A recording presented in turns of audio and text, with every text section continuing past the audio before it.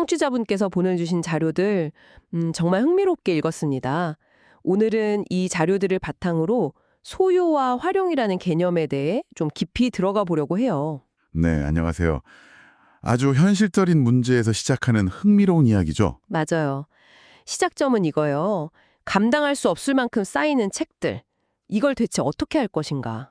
정말 많은 분들이 공감할 만한 주제인 것 같습니다. 보내주신 자료가 한 신문사 문화편집부의 실제 경험을 다룬 인터뷰 기사 2편인데요. 네, 이분들이 국민도서관 책꽂이라는 서비스를 만났죠. 바로 그겁니다. 이걸로 어떻게 사무실 공간 문제랑 그 골치 아픈 스트레스를 한 번에 해결했는지 그 여정을 따라가 볼 거예요. 이게 단순히 정리 잘하는 법에 대한 이야기라서 더 재미있어요. 그렇죠. 어떻게 짐이 자산으로 바뀌는지에 대한 아주 통찰력 있는 이야기입니다. 자, 그럼 먼저 이분들이 마주한 문제의 스케일이 어느 정도였는지부터 한번 보죠. 저도 자료 보고 정말 입이 똑 벌어졌는데 이 신문사 문화부에 일주일에 들어오는 책이 몇 권일 것 같으세요? 네, 그 숫자가 정말 충격적이죠. 무려 800권이라고 합니다. 800권이요. 하루에 100권이 넘는 책이 사무실로 그냥 쏟아져 들어온다는 거잖아요. 이게 상상이 되시나요? 정말 어마어마한 숫자죠. 근데 이게 어떻게 가능한가 하면 자료에 나온 대로 우리나라에서 한 해 나오는 신간이 4만 종이 넘어요. 아, 그걸 그냥 주 단위로만 나눠도 그 정도 숫자가 나오는 거예요. 그렇군요. 출판사 입장에서는 우리 회사 책 한 권 알리는 거 보내는 거지만 네. 하지만 그걸 받는 부서 입장에서는 매주 수백 권의 책이 뭐랄까 파도처럼 밀려오는 거죠. 기자들이 분야별로 나눠서 검토는 한다고 해도 물리적으로 그 모든 책을 다 소화하는 건 불가능에 가까울 거고요. 그렇죠. 인터뷰에서도 솔직하게 표지만 보고 넘어가는 경우도 많다고 인정하더라고요. 바로 여기서부터 문제가 시작되는 것 같아요. 그럼 이 책들을 어떻게 처리해야 하는가? 바로 그 지점입니다. 만약 이게 그냥 일반적인 물건이었다면 문제는 훨씬 간단했을 거예요. 아, 책이어서 문제다. 네. 책은 그냥 물건이 아니잖아요. 누군가의 정성, 수많은 사람의 노고가 담긴 결과물이니까요. 그 무게감 때문에 버린다는 선택을 하기가 굉장히 힘들어지는 거죠. 맞아요. 인터뷰에서 비 차장이라는 분이 버린다는 선택지는 없다고 아주 단호하게 말하는 대목이 나오거든요. 네, 기억납니다. 그 말에서 굉장한 심리적 압박감이 느껴졌어요. 우리 공간이 부족해서 누군가의 피와 땀을 버린다는 것에 대한 그 죄책감 같은 거요. 이게 바로 소인후의 덫이라고 볼 수 있어요. 일단 내 손에 들어온 이상 이게 내 책임이라는 생각 때문에 그 물건의 본질적인 가치를 잃어버리는 거죠. 본질적인 가치라면 활용될 가치를 말씀하시는 거군요. 그렇죠. 누군가에게 잃히고 활용될 가치는 사라지고 그냥 공간만 차지하는 무거운 짐이 되어버리는 겁니다. 소유의 덫이라는 표현이 정말 와닿네요. 사실 저도 집에 몇 년째 읽지는 않으면서 언젠가는 꼭 봐야지 하는 책들이 있게 되거든요. 하하, 다들 그렇죠. 이 기사 읽으면서 그 책들 얼굴이 막 떠오르더라고요. 이 기자분들 마음이 조금은 알 것 같았어요. 정말 답이 없어 보이는데 이 상황을 대체 어떻게 풀었을까요? 해결책은 의외로 아주 가까운 곳에 있었습니다. 무슨 거창한 시스템을 개발하거나 비용을 들인 게 아니었어요. 네? 지인을 통해서 우연히 국민도서관 책꽂이란 서비스를 알게 된 거죠.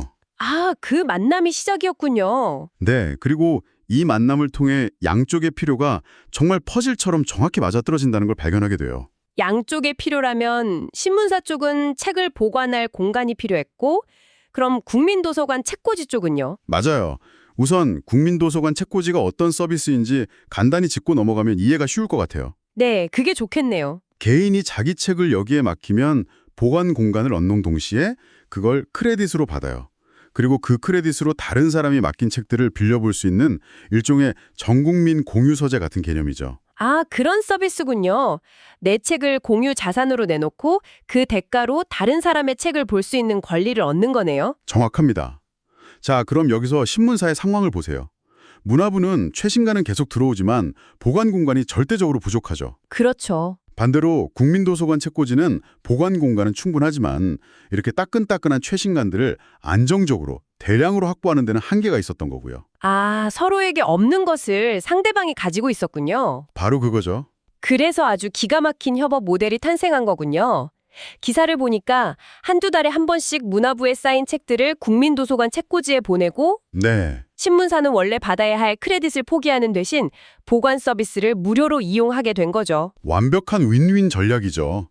신문사는 비용 없이 골칫덩어리였던 공간 문제를 해결했고 국민도서관은 구하기 힘든 최신간들을 대거 확보해서 이용자들에게 제공할 수 있게 됐고요. 말 그대로 서로 가장 필요한 것을 교환한 셈입니다. 그런데 이게 표면적으로 보면 정말 완벽한 해결책 같은데 막상 내부에서는 처음 이 아이디어를 공유했을 때 약간의 저항도 있었다는 부분이 흥미로웠어요. 네, 그게 바로 아까 이야기했던 소유의 심리와 연결되는 지점이에요. 어차피 사무실에 쌓여서 먼지만 먹고 있는 책들이었는데요. 기자들에게 책은 단순한 물건이 아니잖아요. 중요한 업무 자료이자 뭐랄까 영감의 원천이기도 하고요. 비록 지금 당장 보지는 않더라도 언젠가 필요할지 모른다는 생각, 그리고 내 손 닿는 곳에 있어야 한다는 막연한 불안감이 있었을 거예요. 단순히 물건을 옮기는 문제가 아니라 심리적인 경계선을 넘어야 하는 문제였군요. 맞습니다. 그래서 기사를 보면 중요한 합의 과정이 나와요. 정말 참고해야 하는 중요한 책은 각자 자리에 두자. 하지만 그 외의 책들은 당장은 필요 없는 책임은 우리 모두 인정하자. 이렇게요. 아, 그런 합의가 있었군요. 네, 이 합의가 문제 해결의 결정적인 전환점이 된 거죠. 기존의 관성과 소유에 대한 막연한 집착을 이성적으로 내려놓는 과정이 반드시 필요했다는 걸 보여줍니다. 그렇게 시작된 협업이 벌써 2년째 이어지고 있고 그 결과는 정말 극적이에요. 네, 그렇죠. 비차장의 한마디가 모든 걸 설명해주죠. 출근해서 책 때문에 한숨 쉬는 일이 없어졌다. 단순히 사무실이 물리적으로 깨끗해진 걸 넘어서 직원들의 정신적인 스트레스가 사라진 거예요. 심리적인 만족감도 아주 큰 것 같아요. 책을 보내고 일주일쯤 지나면 수백 권의 책이 자기들 온라인 계정의 책 표지 이미지와 함께 쫙 정리돼서 나타난다고 하더라고요. 네, 사무실 바닥에 어지럽게 쌓여있던 종이더미가 이제 내 손 안의 스크린에서 가지런히 굽혀 있는 걸 보는 거죠. 단순히 깔끔해져서라기보다는 그건 내가 통제 불가능하다고 여겼던 짐이 이제는 완벽하게 관리되고 있는 나의 자산으로 다시 인식되는 과정에서 오는 만족감이죠. 통제감을 되찾은 느낌. 네. 그리고 이걸 좀 더 큰 그림에서 보면 단순한 공간 정리를 넘어서는 엄청난 가치의 전환이 일어났다는 걸 알 수 있습니다. 가치의 전환이요? 네. 인터뷰 마지막에 나오는 책이 종이 더미가 아니라 자산이 된 느낌이라는 말, 저는 이게 이 이야기의 진짜 핵심이라고 봐요. 종이 더미에서 자산으로 네. 어떻게 그런 전환이 가능했을까요? 이전 상태를 생각해 보세요. 사무실 구석에 쌓여서 그저 먼지만 먹으며 가치를 잃어가던 말 그대로 죽어있는 책들이었죠. 그렇죠. 하지만 국민도서관 책고자리라는 시스템을 통하면서 상황이 완전히 바뀐 겁니다. 이제 그 책들은 다른 누군가가 검색해서 찾아보고 빌려 읽고 활용할 수 있는 살아 움직이는 사회적 자산으로 탈바꿈한 거예요. 사회적 자산이라는 관점이 중요하군요. 나 혼자 소유하고 있을 때는 그냥 종이더미였는데 이걸 공유의 장으로 옮겨놓으니 비로소 책 본연의 가치가 살아난 거네요. 바로 그거예요. 소유라는 좁은 개념에서 활용과 공유라는 더 넓은 개념으로 전환되면서 버려질 뻔했던 자원에서 새로운 가치가 창출된 완벽한 사례라고 할 수 있죠. 정말 그렇네요. 신문사는 공간과 정신적 평화를 얻고 책들은 새로운 독자를 만나고 국민도서관 이용자들은 더 풍부한 컨텐츠를 누리게 됐고요. 누구 하나 잃는 사람 없는 아주 현명한 문제 해결 방식입니다. 자, 그렇다면 이 모든 게 청취자분께 뭐를 의미할까요?